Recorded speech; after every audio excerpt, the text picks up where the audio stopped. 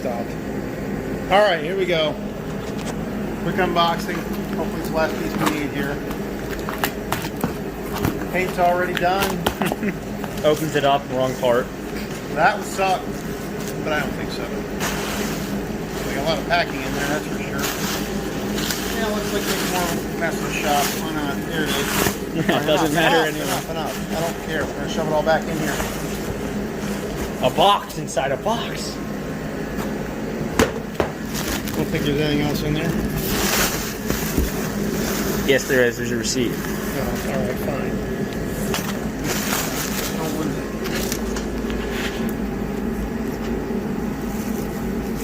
Got the right part number. Good start.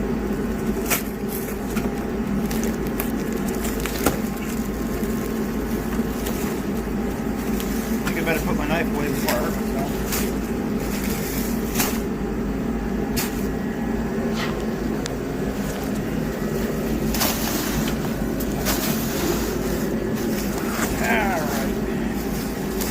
The animal. Did they not give me a nut? A new cotter pin? It's gotta be in there. Nope. It's gotta be in there. Can't believe that it's in its pouch.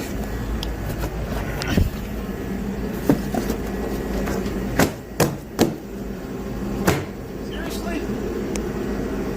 And off the AutoZone we go. No, I know. I didn't destroy or hurt anything with the old one. Alright, we're in process of putting the new springs in. Should be in the drawer. If not, they're in the back of the Dodge. If not, they're in the back of the Dodge. Back seat or backpack? Back seat. Alright, so here's our challenge. We lifted the front in, no trouble at all. Putting that in. It's in. Put the bolt in, reversed it just like everybody talks about. Now we need to get the rear in. I thought I could just swing the arm over, but it's relatively stiff. So we're gonna go grab a ratchet strap. That's what I just sent my helper for. We're gonna wrap it underneath. We're gonna crank that back and then lift this up and see if the bolt just slides through. I think that might be the easiest thing to do instead of me trying to fight and push and bend this. I think that'll be a lot easier. So that's what we're going to try and do, and see if we can't ratchet this on in there and put the bolt in. And if that works, that's what we'll repeat for the next side. All right, after fighting with this thing, having the front in first, we decided to put the rear in first, which we did. Tell them about your mishap. I have to hit myself in the head with a crowbar when it slipped. That felt great.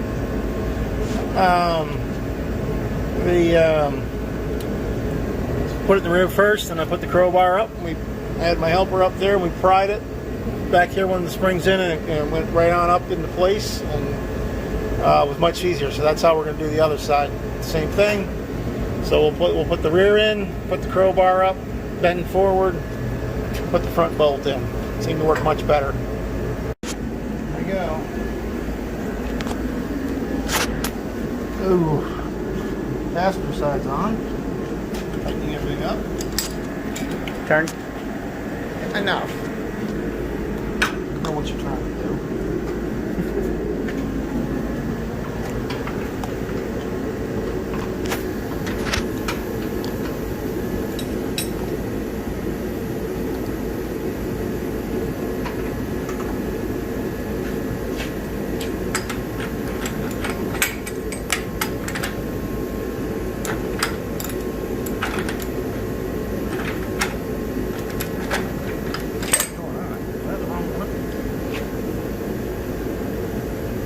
Yeah, that's the wrong one.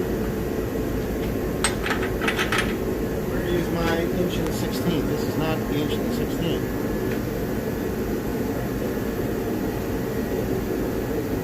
It's right here.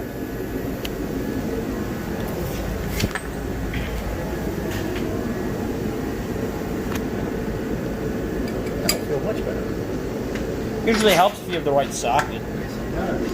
Probably gives you one. It says, hey, Dad, here's the wrench with its socket on it already. Really?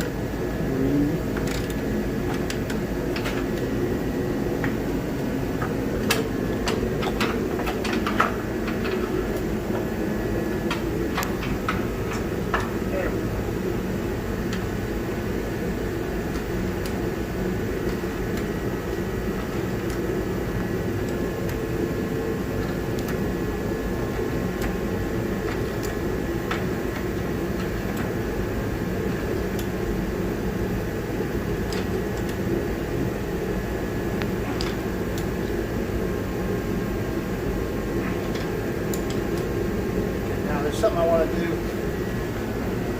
I didn't do it on the other side, but I'm going to do it on this side, and then I'll go get it on the other side. That was good. This, folks, is why you don't have a million sockets laying out. Shop.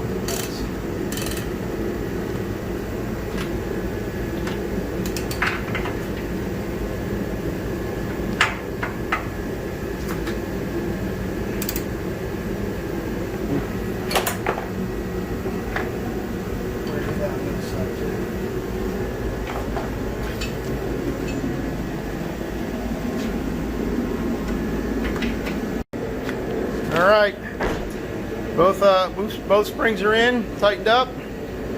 Next, we're gonna try and center up this axle and get it back on.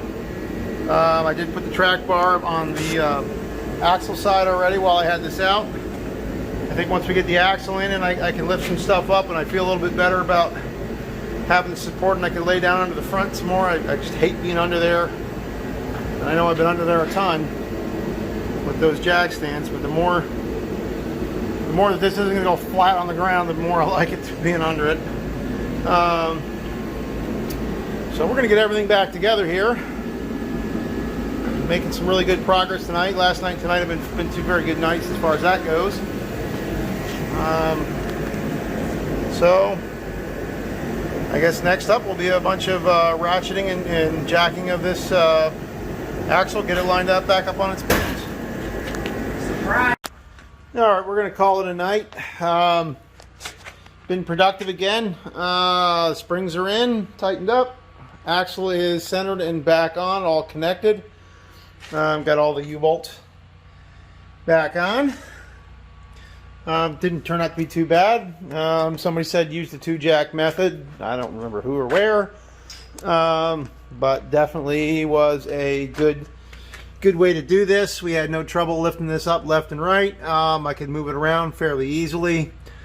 I thought I was going to have to ratchet it.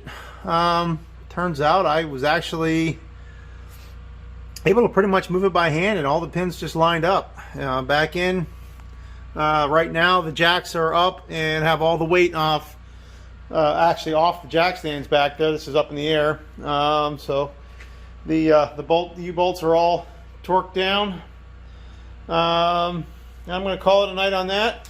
So next time I'm in here at this thing, it'll be a new center link, and I'll hook up the sway bar, and I'll hook up the sway bar links, get that all done, get the track bar hooked back up. Once I get that done, shocks and bumper, and of course the wheels, and we'll be out of here. Looking forward to it. I got other projects to do on other vehicles. I've actually got more to do on this vehicle. I think I've mentioned a couple times about the rust in the dog legs and some rockers, some outer rockers. And I do have a fuel tank skid plate that I picked up for this that I need to do a little bit of work to. It's certainly better than the one that's on here. I've shown this in prior videos. I got about a half a tank of fuel in this right now, and I don't want to deal with it until I run that out. So I'm looking forward to getting this out. I'm sure I'm going to take it over and get an alignment done. Given all the changes I made up front, I'm sure that'll need to be done. So I'll get this off to the shop and let the guys with the laser aligners get this all lined up. Okay, that's it for tonight.